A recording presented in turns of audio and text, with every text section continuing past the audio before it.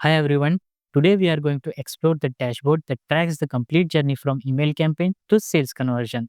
A dashboard that tells you the returns on investment in true sense. Generally, when we talk about the email campaign, we often look them as email campaign and sales conversion to different metrics from different systems. Typically, we have to manage two reports for this, one from email campaign and another is from CRM. This makes it hard to measure the true effectiveness of particular email campaign and its direct impact of revenue. So let's have a look how we can overcome this challenge by this report. So here we have the email campaign to sales conversion dashboard. This report combines the data from two core sources.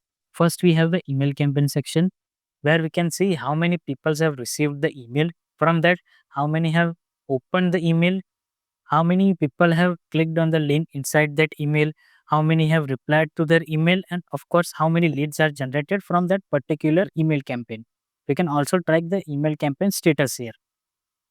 Then we have the CRM section, or we can say sales section. Then we can see the current status of leads and opportunities in sales funnel. We can see how many leads are converted from that, how many opportunities are created, and how many sales we have generated from that particular opportunities. We can also track which user have how many leads and opportunities.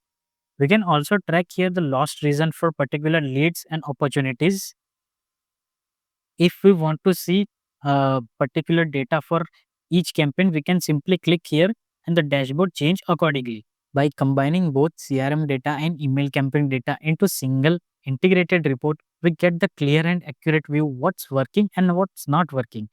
This helps us to make the data driven decisions to improve the future campaigns and increase the sales efficiency.